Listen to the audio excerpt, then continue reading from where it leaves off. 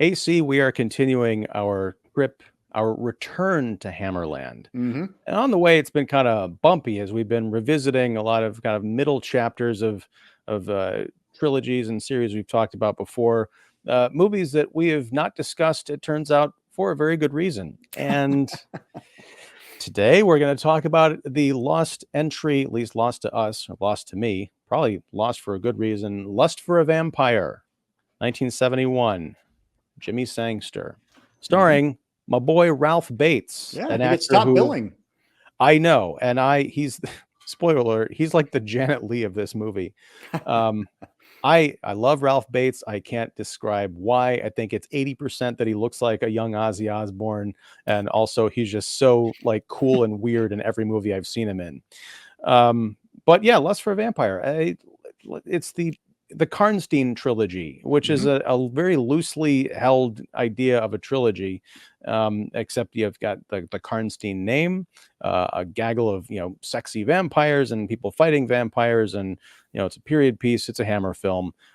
This might be one of the briefest conversations we've ever had about a movie because I'm at a loss for what to talk about, except Okay. first of all, before I get into that, how you doing, AC? I'm doing great. And you may understand why we overleapt this one to get to Twins of Evil, because I think the series started with Vampire Lovers 1970, and I remember you enjoyed that quite a bit. And then we went to Twins of Evil, which came out the same year as this one, 1971. Both Lust for Vampire and Twins of Evil came out in 1971, and that one is again Karnstein, but it's really not. I mean, this is the problem I think with these, with this middle chapter especially, is that screenwriter Tudor Gates had done a pretty faithful adaptation of Carmilla, the Sheridan Le Fanu story, and so when they said, "Hey, do another one," he was like, "But I already did it. Like I did the whole thing." So he had to kind of conjure up something, and I feel like that's why this one feels a little, fluffier at times. It feels like it doesn't have a strong through line, doesn't have necessarily strong characters, because there was no backbone to hang it on. Uh, Within that, however, I think we also have Ingrid Pitt missing. She was busy doing Countess Dracula for Hammer, and so she was not available to play Carmilla Mercala. And so they got Udi Stensgaard in, and God love Udi Stensgaard, but she's not. She can't really hold a candle to the presence that is Ingrid Pitt. She's a lot younger, which is a little Mhm. more, I think, appropriate for the story as written. But Ingrid Pitt brought a lot of presence and personality, and I don't think Udi, A, she's not given much to do, and B, she just doesn't have the same screen quality. Right, and she really does feel like not so much a vampire, but a reanimated corpse, like just a vessel. Yeah. Well, okay. I do want to confess something, which is what I was pulling over to say in a second. I Yes. have long railed on movie theater etiquette or lack thereof, people talking during movies, mostly people looking at their phones, Mm. and I Were you that guy? I was that guy in my own house. And I've done this in a few movies, and I realize, AC, my name is Ian Simmons, and I have a phone problem Uh-oh. because I was watching this movie, and as I've done before, at times I've tuned out, my phone is right there, and I'll just like start scrolling Twitter when there or removing emails when nothing is going on, and I'll lose entire sections of movies. I'm fortunate enough that the movies I choose to do this on, I'm not really missing anything. There's a lot of Hmm. dialogue, there's a lot of talking, but I look back, I'm like, "Oh, who's that guy?" It doesn't matter. All of a sudden, the Pope is at the end of this movie in his giant red frock, and he's marching with people to burn down the vampire castle. Mhm. I got it. I get it. But I'm kind of ashamed of myself because I'm supposed to be reviewing this movie, and I can't tell you a lot about the last, I don't know, half hour of what goes on. So maybe you can enlighten me. But first of all, do you want to synopsize what happens at Castle Karnstein in Lust for a Vampire? I'll be happy to. This is in Austria, I believe, 1830. We have the terrifying and erotic female vampire Carmilla Karnstein, and she gets brought back to life via a blood sacrifice. And this time she shows up as a younger, blonder version of her previous incarnation, and seeking fresh flesh. I meant to say that better. Seeking fresh flesh and drink, she is enrolled in a prestigious finishing school for girls, not for ghouls, but maybe for girls as well. I like that, finishing school for ghouls. For ghouls. And it's run by the very proper Miss Simpson, and she is surrounded by a bevy of shapely students that are flitting about in various states of undress. And then rakish young author Richard Lestrange shows up, and he decides he's going to be an English teacher so that he can get close to the chicks. And we've also got Ralph Bates there as basically he's the familiar. And we have a little, love triangle between one of the school teachers, Janet Playfair, and Mercala, and Richard Lestrange. And then there's Ralph Bates's character who desperately wants to become a vampire, Giles Barton. And that was a role that Peter Cushing was originally slated to play, but his wife Helen got sick right around this time, and so he begged off. And he was also, the film was supposed to be directed by Terence Fisher, but he got in his second of a series car accidents in close succession, and so he was not able to do it. And so that's how Jimmy Sangster got the nod, because he had just done Horror of Frankenstein with Ralph Bates. And so it was thanks to Jimmy Sangster that Ralph Bates came aboard. And Ralph Bates is also not a fan of this film. He thinks it's really one of the worst ones he's ever done. Well, I got to say, as much as I don't like to see people get hurt or sick, I think cosmic divine intervention really helped out Mr. Sangster and Mr. Cushing, because wow, Terence Fisher, yes, yeah. Yeah, sorry for the car accident. That and the wife dying. Yeah, but I mean, like, I can't imagine Peter Cushing playing the role of Barton, because I mean, he's such a pathetic character, and I like Ralph Bates seeing him in this role. I look at him like, oh, that makes sense. He can play dashing and sinister, but he can also kind of play like a Grima Wormtongue kind of guy. Yeah. And I did like, I mentioned he's the Janet Leigh of the movie. Even though he gets top billing, he is gone relatively quickly, and I really liked the way that he was dispatched. Did he kill that girl Susan in the forest, the one he dumped down the well? No, Mercala or Carmilla. I don't know what should we call her? Should we call her Mercala? Let's call her Mercala, even though she is Carmilla. Right, but she comes back in the lake after they have their little swim. That's right. And then he disposes of her. Giles disposes of the body to cover up for Mercala. Right, and he throws the body down the well in what was a pretty spectacular, body falling down a well sequence. I mean, I'm conflicted, because as much as I didn't like this movie overall, there are some striking images in it. I mean, our Ute Stensgaard is, I think, she doesn't hold a candle to Ingrid Pitt, as you mentioned, but she is beautiful. And Sangster really knows how to photograph beautiful women. I mean, there's a lot of what I might call like moving stills in this film. Like, oh, I just like to have that on my wall. Sure. He's also not afraid to show, as you mentioned, like comely young schoolgirls massaging each other out of their clothes, right out of their clothes. Yep. What's going on here? But about Ralph Bates's Giles character, he does this. He hides the body in order to help what he thinks is help Mercala cover up her crimes. Like, oh, I'm doing this for you. Don't you see? I want to be a vampire. I want to be like you. I'm worthy. I want to be your servant. And she's like, no, that's cute. But then she just, bites him and doesn't fully turn him. And he shows up as a corpse later and does not come back as a vampire, which I was very happy to see. So yeah, there are little touches in here that I like. But I mean, after a certain point, you mentioned it's a love triangle. I mean, kind of. I mean, I like Miss Playfair. She's got some spunk and spitfire to her, but mostly Mercala is kind of a wet blanket. our Richard character, aside from a bit of subterfuge he does in the beginning, where he encounters a school teacher who's supposed to be teaching the girls and says, "Oh, I've got this thing that you'd be perfect for in another country that's going to Right. last for several months. Go do that." And then he steps in as a school teacher conveniently. Other than that, he's just, kind of dry and Yeah. dull, and I don't care. He has no personality at Well, all. and I would say that that holds kind of true for, I mean, we have our man in black, Mike Raven, who doesn't get to do anything other than show up and be a convenient plot device, when you need a doctor or when you need, somebody. It's just like, eh. And and then you also have Barbara Jeffries showing up as the woman, basically his companion. But it's just kind of like I just feel like nobody has anything to do. You commented that Judy Stensgaard is beautiful. Yes, but she's so kind of vacuous that I couldn't even latch onto that.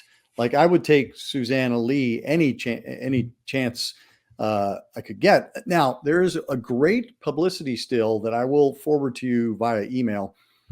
It shows up in a lot of like reference books and things like that, where you might think, oh my gosh, this is going to be the greatest movie ever because that was what I saw. And it has Judy Stensgaard after she's resurrected and she's basically kind of naked in a sheer cloth. And then she has just blood all over her. And you're like, wow, what is that movie? I want to see that movie. And sadly, it's only a little bit of this movie. Yeah, I mean it. I wouldn't choose between the two. Women. And there is a nice scene where Richard, takes a nap. He lies down, which I totally understand because that's how I felt through a good portion of this film. But he has these flashbacks to when he was having sex with Mercala and having, kind of these fantasy visions of Miss Playfair. So you do get to see that juxtaposition. Mhm. And I agree. It's a tough choice, I guess. But yeah, it's one of those things where characters meet each other, and one scene later, which you don't know is the next day, several months from now, Right. or 5 minutes from now, they're professing their love for each other. I love you. I laughed out loud when he said that to Markala. I'm like, you Yep. don't even know her. I don't even know how old she's supposed to be at this finishing school. Right. Yeah. No, it is very soaked in melodrama. I mean, I hate it when Janet Playfair has to say that she loves Richard. It's like nobody knows anybody. Like, how do you fall in love with one another? But then again, like the girls. I mean, the lesbianism is definitely pushed to the front a little more so here, in that you have whoever the girl is who ends up in the lake with McCall. I mean, she clearly Susan. has a thing for her. Hmm. Yeah, and it makes me think of, if they were to remake this movie or do like a spiritual successor to it, I could see there being something to a guy going to a school where there's like vampirism happening Yeah. because you get that sort of like the dual nature, the metaphor of the predator, something like that. That could be really cool, but it just ends up being at the end another let's burn down the castle with the vampires inside movie. Yeah. With one of, I mean, I almost stood up and applauded. If I hadn't been ready to fall asleep, I would have. But the bit where the castle collapses and a giant piece of, I guess, wood beam falls into Markella. Again, spoilers, Directly into her heart.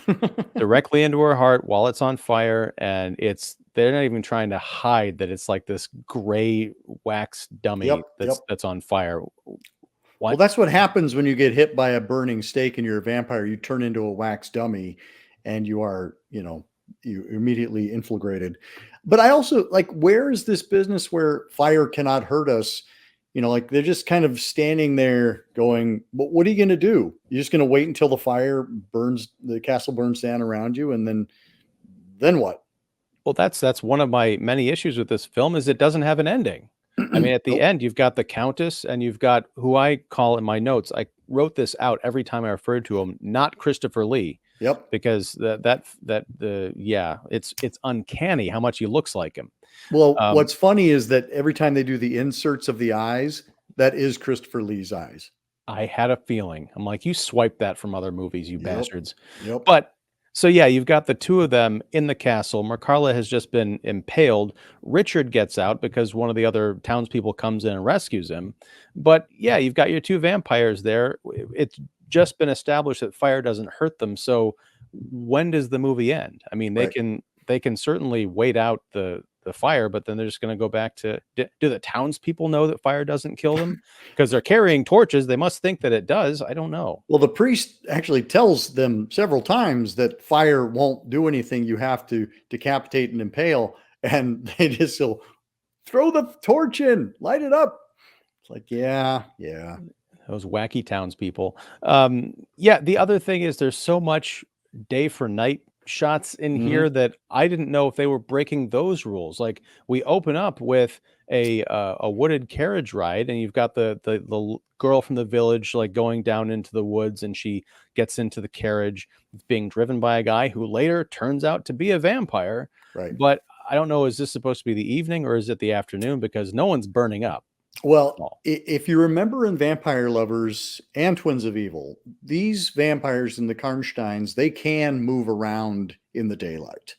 I Uh, always forget that. Ingrid Pitt, like as Carmilla, she comments that she doesn't like the sun, but it doesn't, set her on fire. Well, I And get yeah, and that's why would actually it? also Because the case in Sheridan Le Fanu's story. Like in the story, the vampires are not afflicted by light. yeah, maybe it's just me, but I feel like in each new movie, especially if it's part of like an unofficial trilogy, you kinda need to reestablish that lore because there are gonna be people who come to lust for a vampire who aren't aware that it's part of anything. It's just like a Yeah. vampire movie, like, "Wait, why are they walking around in the sun?" Right. Um, you know, it's very strange, but I will say I got my Friday the 13th reference in. Oh, good. Yeah, because she gets into that black carriage, which could look like a Jeep back in the day, and, we don't see the person who's in the carriage, who's, the main person, and then all of a sudden she's, Right. like, terrified and screams and doesn't get attacked right away. I thought that was kind of interesting, take, and you had the most, bloodless throat slitting in the ritual that I've ever seen. There's even a shot where the body is on the table in the background, and it's just like a clean red line across her Right. throat. I'm like, "Wow, how did you manage that?" But then they fill a goodly, amount of, a Right. fair amount of blood comes out, and then they pour it all over the skull. I know I guess what I'm saying is, yeah, a lot of blood comes out, but when you see the body in the background, it's a thin red line, whereas Mm, if you're l it's gonna get all over her face and her neck and everything, I it's a very imagine. precise cut. Yeah. Yeah, it's they went into the wrong line of business. I do wanna comment on, our beleaguered Mrs. Simpson, who's Mm, running this academy. She's covering things up, but she's trying to do the right thing because she can't quite believe that there's fricking vampires running around.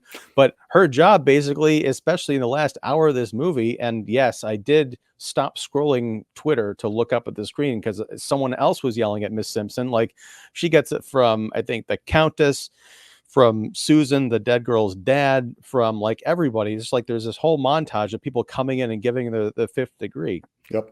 Yeah, she's trying. I mean, she's doing her best. She's trying to keep her school afloat.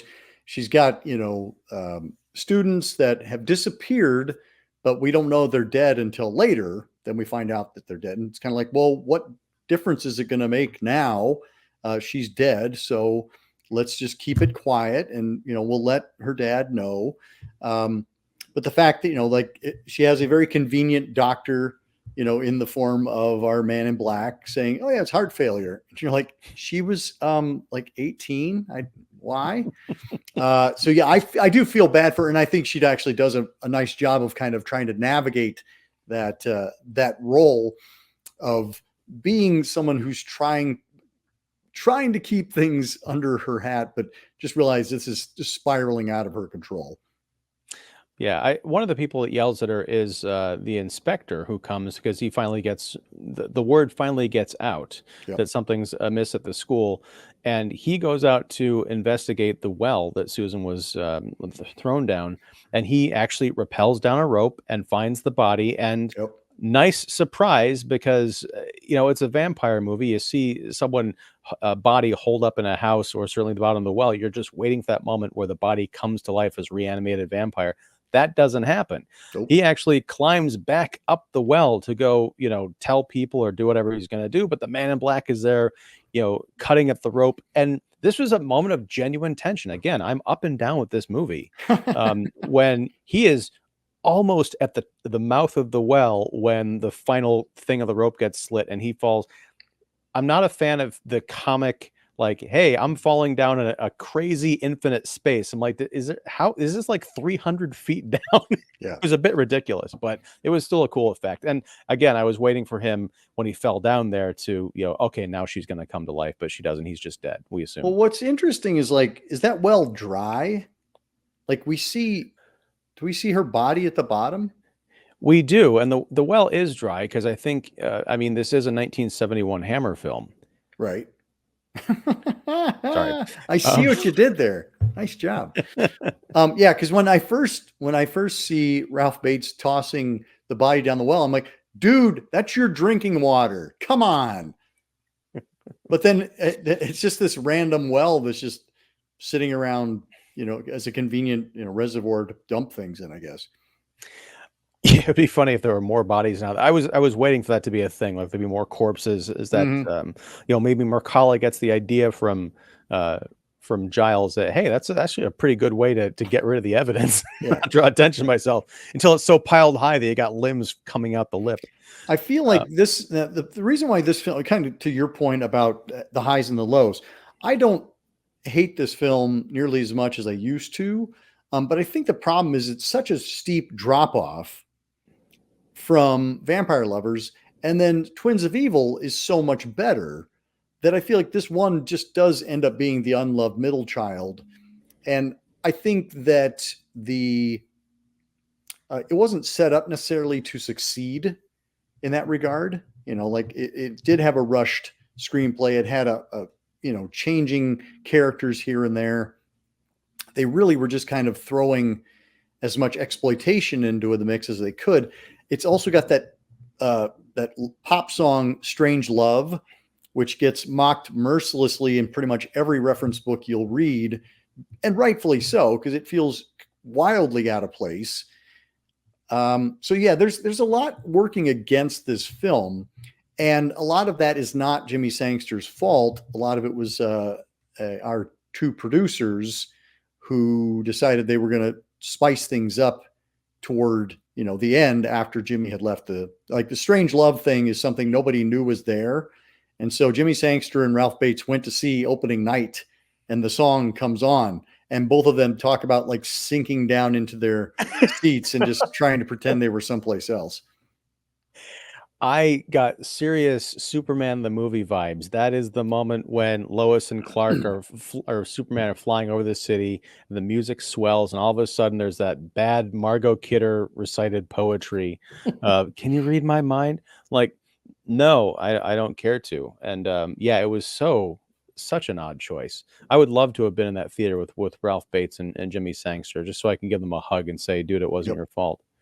So I'm curious, what you said that this is, if it hasn't risen in your estimation, you at least don't hate it as much. I don't hate it as, I can appreciate that there's some solid production design. I mean, we have a lot of beautiful women to look at. It is, hang on a second. The plot is borrowed basically kind of from Brides of Dracula. And so, like having the finishing school there, it's remote. So, I think there's a few things that you can latch onto. It definitely looks like a Hammer film. So it has that kind of attention to period detail. So, I think it's kind of like C grade Hammer, but it's still Hammer. So, it depends. It will pass the time. So I think also if you look at it in terms of it, this is not going to be a great movie, but if you've been told over years and years that it's a terrible, terrible, terrible movie, I think you're like, okay, it's not that bad. There are worse films. I'm trying to think of if there are worse Hammer films, because this is definitely, for me, one of Hammer's low points. Like, I just don't feel like it has that inspiration to it.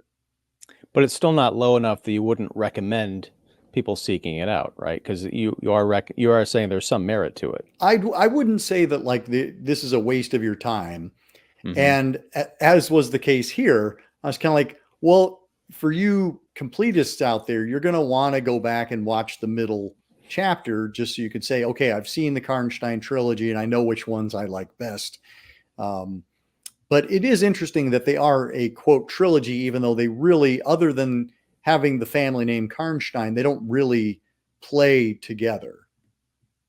Now, what you talked about the things that you do appreciate, but I'm curious, was there a moment or a particular numbered viewing where you watched this and like, it's not so bad? Was there something that kind of turned you around, or is it just over the years you've seen other things that you can say, oh, this is far worse, not necessarily in terms of Hammer, but you look back on Lust for a Vampire, like, oh, that's gold standard compared to Transformers 6. It's not even that so much as it is just kind of, and I've said this about several films, when you let go of the idea of it being the film you want it to be and just kind of accepting it for the film that it is. I Mm, mean, the screenplay gets you from A to B to C to D. The characters manage to carry it far enough. I mean, again, I don't think it's a good movie, but it doesn't offend me. I don't think it's insulting to me in terms of my intelligence. It doesn't ask me to swallow things that I can't even begin to suspend my disbelief for. So, yeah, I think that's the things I accept it as part of the family at this point because I am a Hammer fan, but it's not one. It's one, and it is one that I'll actually. Now, I was just going to say I don't visit that often, but I inevitably burst it out whenever I do Vampire Lovers and Twins of Evil. I'm kind of like, well, I got to do the third one. I, I I just can't just ignore it. I have to take it in and be like, okay, it has a lot of flaws in it, but it's part of the family. does this have like a home video release? I think you mentioned that Shout before you Factory started. put out Shout Factory put out a really nice Blu-ray of it that has commentary by scholar Bruce G. Hallenbeck. It also has a commentary featuring Jimmy Sangster, Susanna Lee, and Marcus Hearn. And Marcus Hearn is a great Hammer historian, and he's written several books on Hammer. And so the three of them together offer some insight, and they talk about the difficulties in making the film. And they are honest about what they like and don't like about it. I might have to. I don't know if I'll pick it up or if I'll put it like on my You wish could list borrow so it someone from else can me. borrow. No, I'll own it. I think I might have the others. I know I have Vampire Lovers on Blu-ray. Right. I'm not sure about Twins of Evil if I ever picked that up, but yeah, I'm a completist. As you can tell, I've got the physical media sickness Mm-hmm, going on all mm-hmm, back mm-hmm. here. But yeah, so The physical media sickness is better than the phone sickness, I would say. Just the need to have the things is different than having the things and then not watching the things. here's the thing, though. I'm how many times do we say thing? Thing. Um, Nice. I am afraid, AC, that in certain circumstances, when I have to get through these movies, since I'm not in a theater, like the theater puts me in that zone, that kind of like church-like trance. I'm here Sure. for the one thing. I'm going to pay attention, and you better not talk while I'm doing my thing. But when I'm at home, it's I feel like if I have my phone in the other room or whatever, Mm-hmm. my laptop is in jeopardy because I get the fidgets. I'm like, I want to throw my computer against the wall. um, well, that sounds like a you problem. It is totally. It's a me problem. That's why I said I'm Ian Simmons and We I should we have a should phone yeah. problem. We should look at that. It's very bold of you to be so open in front of your public. But I, I Just think I think again, like for your first time out, it's uh, not a surprising reaction, especially considering expectations. Um, but I think you may warm to this film as on subsequent viewings. I think it's held to a rather high standard compared to its older and younger sisters. hmm. All right. Well, yeah, I'll have to check it out at some point just to see where'd that Pope guy come from? Because yeah, like I said, I Well, he looked shows down up and at I the looked up. pub. He shows up at the pub, and then they hear about, he hears about the stuff that's going on at the castle. And he's like, well, we got to go take care of that. And so he basically leads the charge, but then of course the mob takes over and doesn't do what he says to do. Yeah, it made me think of It's like, not the well, Pope, by the way. It's just a cardinal. I know it's a cardinal because he's got the red frock and everything. But it made me think like, wouldn't that be cool? Like Pope versus Dracula. I mean, Right? has there ever done that before? Like, I don't know. I mean, it sounds like a Russell Crowe vehicle to me. he does have 2 exorcism movies out, or one is coming out. Yeah. Anyway, yeah, I'm all about transparency. That's why I'll confess to the phone thing. And I feel like I'm safe here with you. So thank you for Well, not thank judging you. me, or at least not expressing your judgment of me. No, I'll create my safe space right here for you. I do have a couple other bits of trivia. One is Sure. that Mike Raven, who plays our Man in Black, he actually wanted to be a horror star, and he never really got a chance at it. In addition to having the indignity of Christopher Lee's eyes inserted in close-ups, his voice was dubbed by another actor, Valentine Dial. And, that wasn't uncommon, especially for Hammer. I think, Judy Stensgaard is also dubbed. But it's one of those things where, it's barely his performance, and he barely has a performance to begin with. So for them to rob him and he was a disc jockey, which means he probably had a pretty decent voice. So I'm not sure what they were doing in terms of the overdub for him. Well, unless it was he had the disc jockey voice, the kind of puker voice, like, "Hey, we're resurrecting Mercala down here on the castle tonight." That wouldn't work. But Yeah, neither true. does the. I was reminded when he first spoke, I nearly spit out my coffee because it reminded me of that scene in Pee-wee's Big Adventure where he's got the bellhop thing during the movie. Paging Mr. Herman. Like, Yeah. no, that doesn't work at all. Yeah. What was your other bit of trivia? Well, Susanna Lee, who plays Janet Playfair, she is in a fun, wackadoo Hammer movie called The Lost Continent. And she plays kind of a spoiled brat, rich kid on a boat. The whole thing kind of takes place on this luxury yacht. And she's really wonderful in that. And it's a very kind of different character. Whereas here she's very pure and honest. And there she's kind of spoiled and bratty and, self-serving. So it's fun to watch those two characterizations. So I recommend The Lost Continent, if only because it's bananas as well. It's Hammer at its most unhinged. Well, I mean, can we talk about it on this show? I bet we could.